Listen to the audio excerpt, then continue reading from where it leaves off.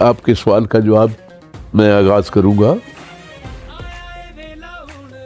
کہ 1947 میں جب پاکستان بنا اور 1960 تک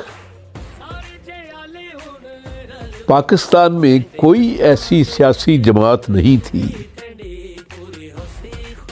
جس کو عوامی اور جمہوری جماعت کہا جائے.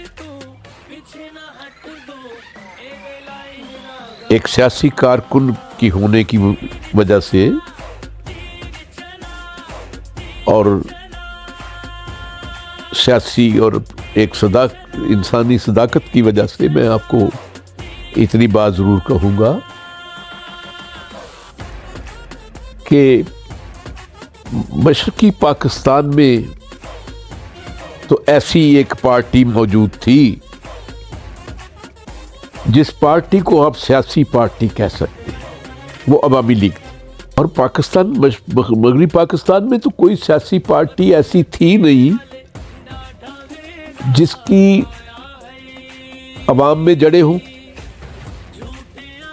یا جس پارٹی کا کوئی سیاسی منشور ہو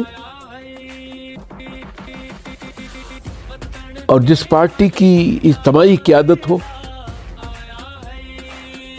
جو پارٹی ایک فکر رکھتی ہو اور عوام کے تمام طبقے جو ہیں اس سیاسی جماعت کو تسلیم کرتے ہوں اور اپنی جماعت کہتے ہوں.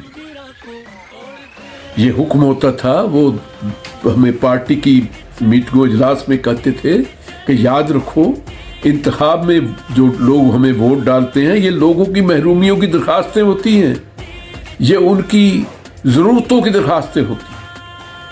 ہمیں ان کی ضرورتوں کو پورا کرنا ہے، ہمیں ان کی محرومیوں کو پورا کرنا ہے. جس نے جس وجہ سے درخواست دی تھی ہم نے اس کو پوچھنا ہے، اس کی جا کر ہم نے اس کی ریسکیو کرنا ہے.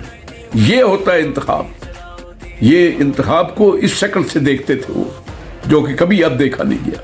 پیپل پارٹی کو اب اسی طرح ہی دیکھنا ہوگا جس طرح شہید ذوالفقار علی بھٹو لوگوں کے ووٹ کو دیکھتے تھے.